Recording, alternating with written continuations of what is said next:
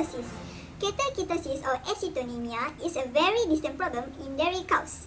The occurrence of this disease in dairy cows is related to an increased demand for glucose by the animal.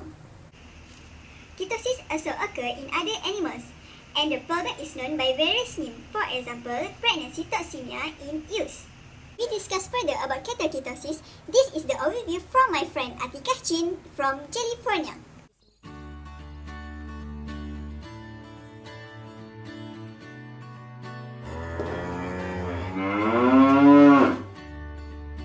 Thank you, Amalina. Over the last few years, cattle producers in California have been reporting problems with ketosis in the cow herd. So today, I will interview a farmer who had experience in ketosis. So let's check it out.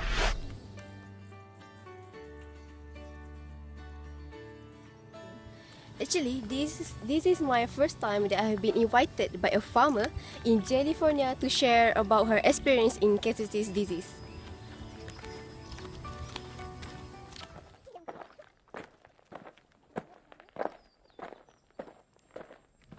Okay, Miss Nana, have you had any experience in cattle ketosis? Did I get any experience? Yes. For almost every 2 years, I get this case in my farm. What are the major symptoms that usually can observe from this disease? The major symptom that I observe from my cow, especially my dairy cow, they reduce milk production, their weight become lost. Day by day, they become thin due to the appetite loss, the smell of breast, milk, they also got fever, they also excess salivation, leaking. Okay, Miss Nana, how about your feeding management?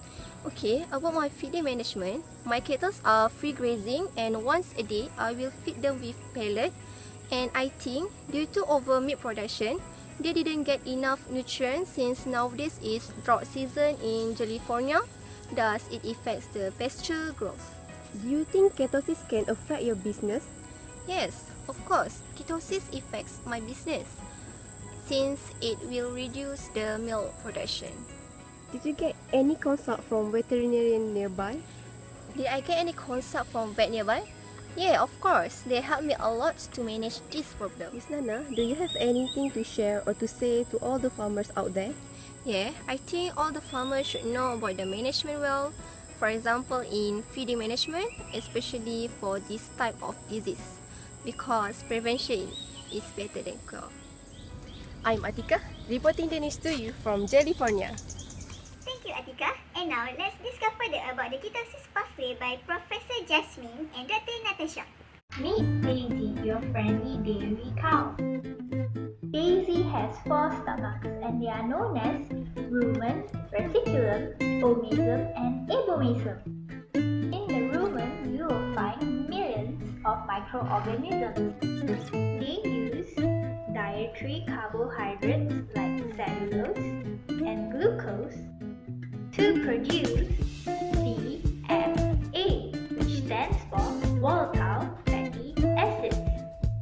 Examples of VFAs are propionic acid, butyric acid, and acetic acid. You must be wondering, how is propionate utilized?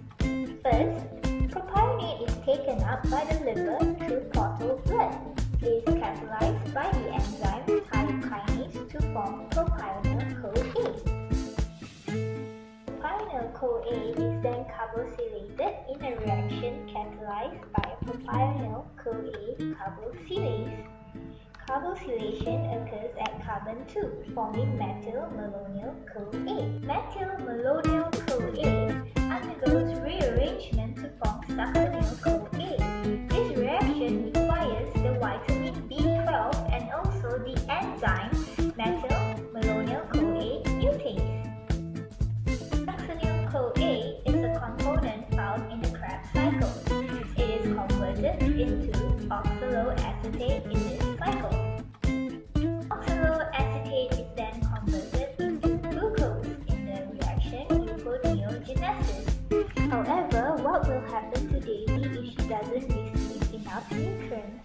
Will her rumen continue to supply enough glucose? When a cow lacks of carbohydrates or volatile fatty acids as the glucose precursors, the rumen metabolism becomes inadequate, and you can see there's increase in the lipolysis for energy needs.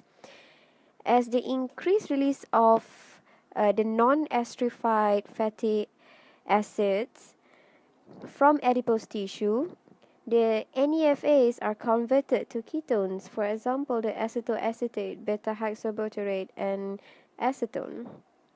NEFAs are used directly for energy and or converted to very low density lipoprotein or VLDL. The acetyl-CoA produced by beta oxidation enters the citric acid cycle in the mitochondria by combining with oxaloacetate to form citrate. This results in the complete combustion of the acetyl-CoA to carbon dioxide and water. This is the fate of acetyl-CoA wherever beta oxidation of fatty acid occur, except under certain circumstances in the liver. Oxaloacetate is hydrogenated to malate, which is removed from the mitochondria to be converted into glucose in the cytoplasm of the liver cells. Unlike free fatty acids, ketone bodies can cross the blood-brain barrier and are therefore available as fuel for the cells of the central nervous system, acting as a substitute for glucose on which these cells normally survive. When negative energy balance continues, VLDLs build up in the liver as ketone levels increase and mechanism for tissue utilization and release into plasma are inhibited and it's resulting fatty liver. Some ketone production is inevitable in high-producing cows. Most cows gradually overcome this with high levels of subclinical ketosis herd.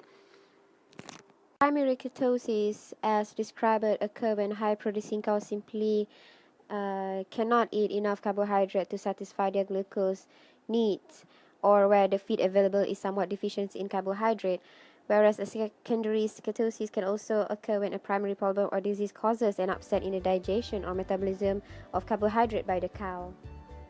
These problems leads to ketonuria, which is the excretion of ketone bodies in urine, and also another problem, which is ketone acidosis. What is ketoacidosis? Ketoacidosis is a high anion gap metabolic acidosis due to an excessive blood concentration of ketone bodies or ketoanions.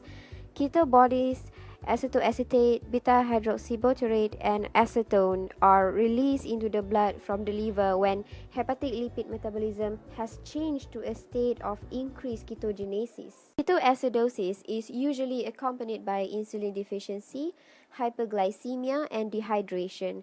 Particularly in type 1 diabetics, the lack of insulin in the bloodstream prevents glucose absorption, thereby inhibiting the production of oxaloacetate, which is a crucial precursor to the beta oxidation of fatty acids, through reduced levels of pyruvate, a byproduct of glycolysis, and can cause unchecked ketone body production through fatty acid metabolism, potentially leading to dangerous glucose and ketone levels in the blood. Hyperglycemia results in glucose overloading the kidneys and spilling into the urine, which is transport maximum for glucose is exceeded. Dehydration results following the osmotic movement of water into urine, exacerbating the acidosis. And another type of problem which can cause the ketoacidosis is when there's alcoholic ketoacidosis. Alcohol causes dehydration and blocks the first step of gluconeogenesis by depleting oxaloacetate. The body is unable to synthesize enough glucose to meet its needs, thus creating an energy crisis, resulting in fatty acid metabolism and ketone body formation. And before we go, cyanide poisoning. This topic is related with electron transport change with cyanide attack the complex 4 of ETC, which is our topic for next week. I'm Amalina. I'm glad I get treated.